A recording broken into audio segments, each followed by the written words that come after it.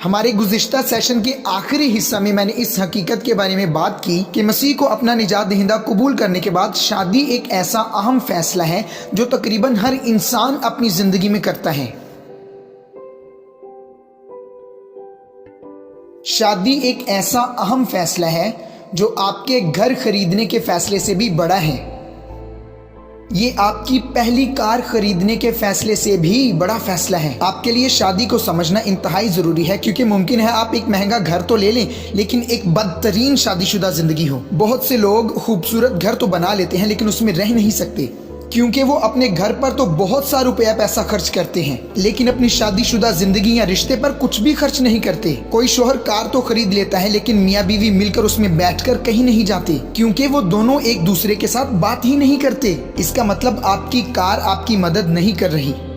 کیا یہ سچ نہیں؟ میرے لیے سچ میں یہ حیرانی کی بات ہے کہ کچھ لوگ اتنے سال اپنے رشتے میں نہیں گزارتے جتنے سال ایک کار کے ساتھ گزار لیتے ہیں، اور اس کی وجہ یہ ہے کہ جب آپ کار چلانے کے لیے کار کا لائسنس لینے کے لیے جاتے ہیں تو آپ کے ملک کی حکومت آپ سے تقاضا کرتی ہے کہ ٹیسٹ یا ٹرائل دو اور ڈرائیونگ کے تعلق سے کتابوں کو پڑھو، اور وہ مکمل طور پر اس بات کی یقین دہانی کرتے ہیں کہ آپ ان کی سڑکوں پر گاڑی کو صحیح طرح سے چلا سکیں۔ کار کا لائسنس حاصل کرنے کے لیے بہت سے مہینے درکار ہو سکتے ہیں، لیکن اگر آپ اسی حکومت کے پاس میرج لائسنس حاصل کرنے کے لیے جائیں گے، وہ آپ کو 20 سیکنڈز میں میرج لائسنس دے دیں گے۔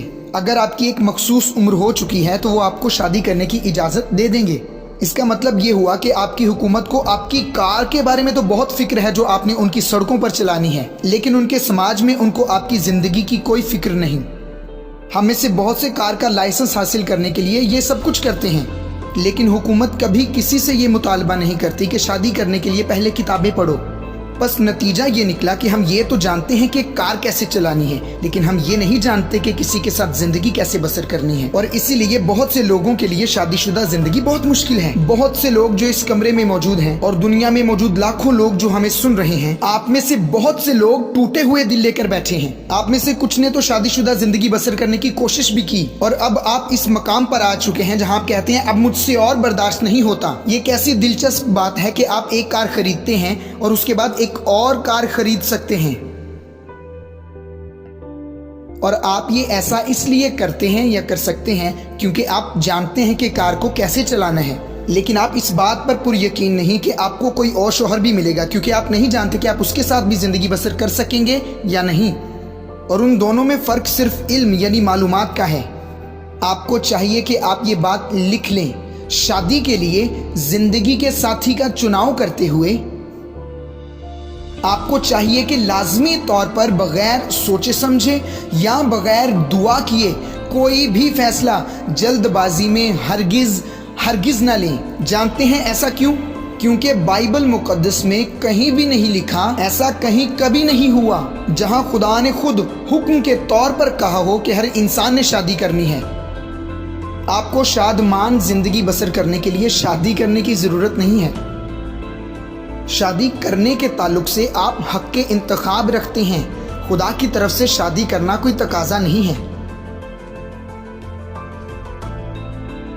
ہم نے اپنے گزشتہ سیشن میں اس بات کا بھی ذکر کیا تھا کہ خدا جوڑے نہیں بناتا، یعنی وہ آپ کے لیے بیوی یا شوہر نہیں چنتا، اور میں اس بات کے لیے انتہائی خوش ہوں کیونکہ خدا بے حد حکمت والا ہے کہ وہ آپ کے لیے آپ کا ساتھی چنے۔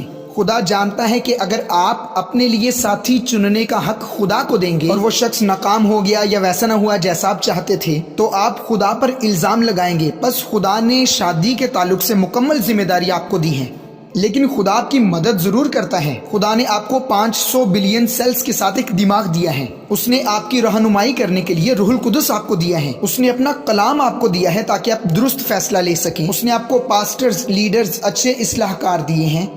اس نے آپ کو والدین دیے ہیں۔ اس نے آپ کو شعور دیا ہے، اور اس نے آپ کو اپنا مسا دیا ہے تاکہ آپ روحوں کا امتیاز کر سکیں۔ اور یہ سب کچھ ہونے کے باوجود ہم میں سے کچھ یہ سب کچھ نظر انداز کر دیتے ہیں اور اپنی مرضی پر مبنی فیصلے لیتے ہیں۔